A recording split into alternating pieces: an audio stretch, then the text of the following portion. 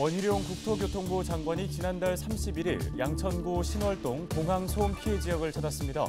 원 장관은 소음 측정 기준 변경으로 인한 피해 지역 축소 우려가 나오는 것과 관련해 그런 일은 없을 것이라고 밝혔습니다.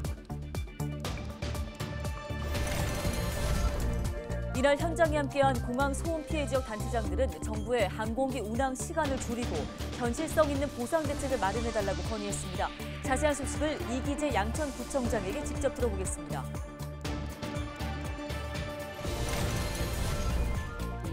지난달 서울의 주택 거래량은 4,800여 건으로 한 달 사이 27%가량 줄어든 것으로 나타났습니다. 연이은 금리 인상 등으로 주택 거래량이 지속해서 줄고 있습니다.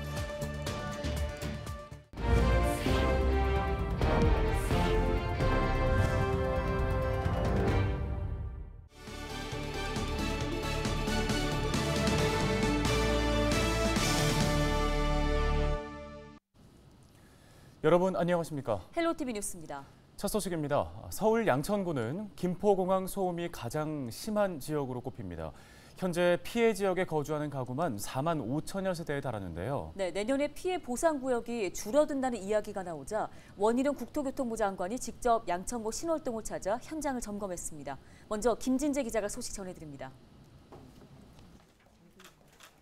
김포공항 인근 7개 지자체가 한자리에 모였습니다. 김포공항 소음 피해 지역의 60% 이상이 몰려있는 양천구가 소음 문제 해결을 위해 정부 지원을 요청하고 나선 겁니다.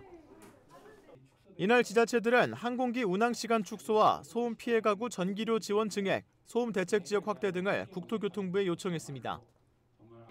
특히 최근 주민들 사이에서는 소음 대책 지역이 축소되는 거 아니냐는 우려도 나오고 있는 상황. 환경부가 지난 2017년 개정한 소음진동관리법 시행령이 내년 1월 시행을 앞두고 있기 때문입니다. 개정안은 현행 항공기 소음 단위인 웨크를 LDN으로 변경하는 내용을 담고 있습니다. 최고 소음도를 기준으로 소음을 측정하는 웨클과 달리 LDN은 지속 시간을 반영한 평균 소음도를 측정하기 때문에 같은 곳에서 측정할 경우 웨클에 비해 수치가 낮습니다. 이렇게 소음 단위가 변경되면 공항 소음방지법 주무부서인 국토부도 소음 피해 지역에 대한 지원 기준을 변경해야 합니다. 이에 대해 원희룡 국토교통부 장관은 관계기관과 협의해 주민 고통을 덜 수 있는 합리적 방안을 찾겠다며 지원 대상 축소는 없을 것이라고 강조했습니다. 이번 환경부의 기준 변경으로 인한 갑작스러운 일방적인 축소는 없도록 하겠다라는 말씀을 미리 말씀을 드립니다. 40여 분간 비공개로 진행된 간담회가 끝난 뒤에 피해 지역에 대한 현장 점검도 이루어졌습니다. 원 장관은 신월동 주택가를 돌며 항공기 소음 피해를 직접 확인하고 주민들을 만나 대책 마련을 약속했습니다. 여기서 지금 48년, 49년째 살고 있습니다. 그래갖고 귀가 지금 다 먹었는데 뒷대가 지금 전부 다 먹었어요 지금요. 그래갖고 지금 제가 목소리가 그렇게 큽니다. 피해에 대한 보상과 또 우리 지역의 주민들의 생활에 도움이 될 수 있는 그런 지원 사업들을 더 꼼꼼하게 또 실제로 국민들이 체감하실 수 있도록 더욱더 개선을 하도록 하겠습니다. 양천구는 이번 간담회를 계기로 공항 인근 건축물 고도 제한 완화를 비롯해 피해 지역에 대한 지원 확대를 정부에 지속적으로 건의할 예정입니다. 헬로티비 뉴스 김진재입니다.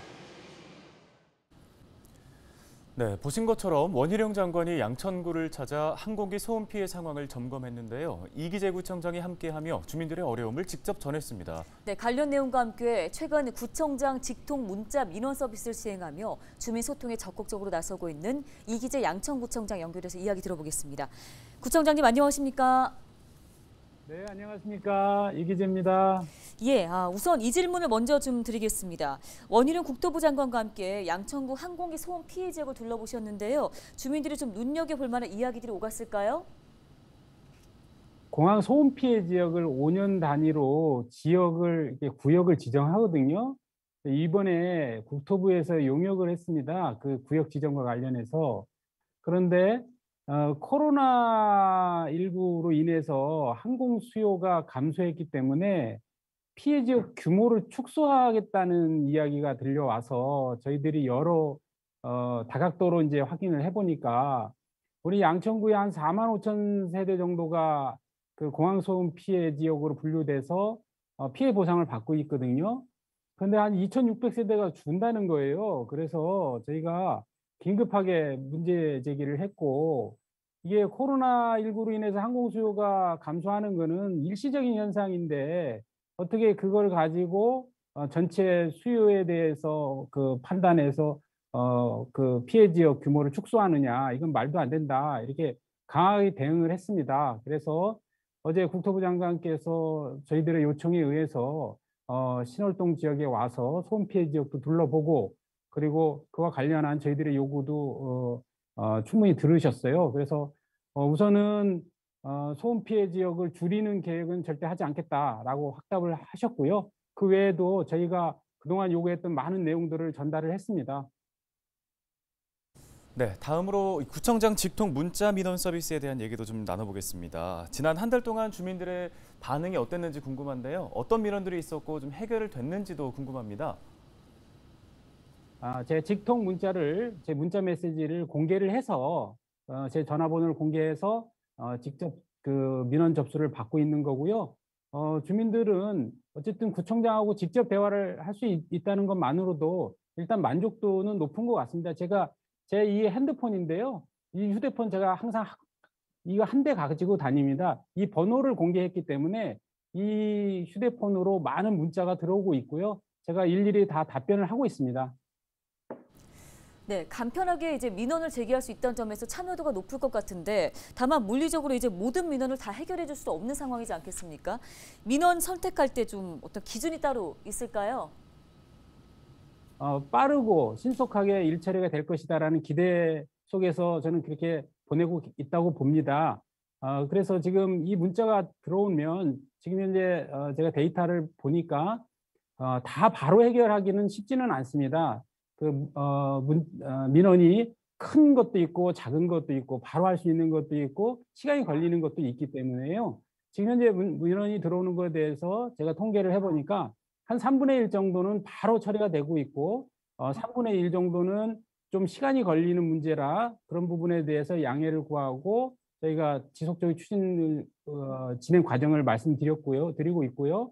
그다음에 한 3분의 1 정도는 쉽지 않은 민원들이세요. 그래서 오래된 수건 과제이기도 하고 우리 양천구청의 힘만을 갖고 하기에는 중앙정부라든가 서울시와 협의해야 될 부분들이 많이 있기 때문에 그게 많이 섞여 있다고 볼 수 있어요. 그런데 어쨌든 저희는 어떤 민원이든지 주민들의 민원은 저희 일같이 소중하게 그게 크고 작은 문제를 어떻게 따지겠습니까? 그 민원을 제기한 당사자는 그게 가장 급하고 큰 문제이겠죠. 그런 마음을 잘 알고 있기 때문에 어떤 문제에 대한 민원이건 성심성의껏 열심히 처리하려고 애쓰고 있습니다.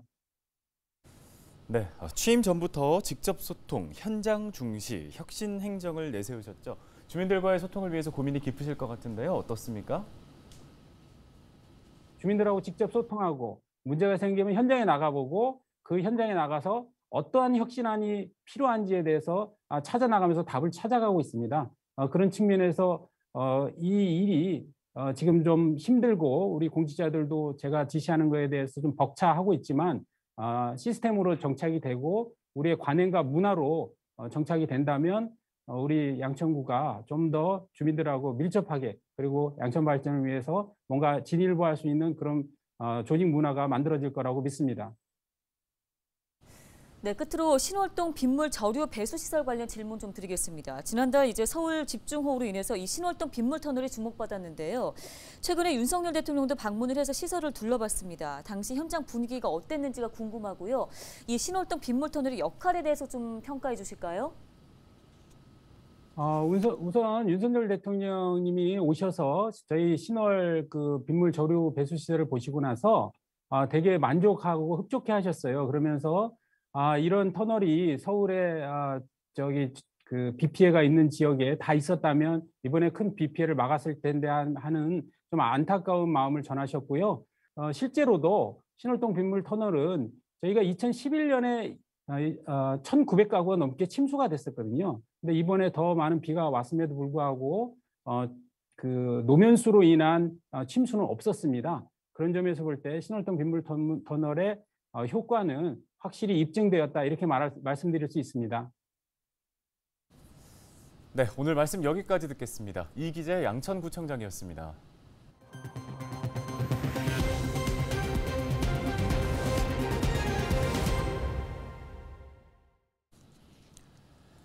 다음 소식입니다. 연이은 금리 인상 등으로 주택 거래량이 지속해서 줄고 있는 것으로 나타났습니다.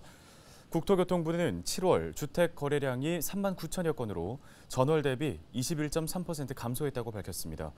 특히 서울은 전월 대비 26.6% 줄었는데 지난해 7월과 비교하면 50% 넘게 감소했습니다. 반면 전월세 거래량은 증가했습니다. 7월 서울의 전월세 거래량은 6만 7천여 건으로 지난해 7월 대비 8.4% 가까이 늘었습니다. 입국 전 PCR 검사가 앞으로 폐지됩니다. 중앙재난안전대책본부는 이번 달 3일부터 비행기나 배를 이용해 입국하는 모든 내외국인은 PCR 음성 확인서를 제출하지 않아도 된다고 밝혔습니다. 다만 입국 후 1일 이내에 하는 PCR 검사는 그대로 유지되는데요. 1일 0시 기준 서울시 신규 확진자 수는 13,325명입니다. 사망자는 23명이 발생해 누적 사망자 수는 5,251명입니다.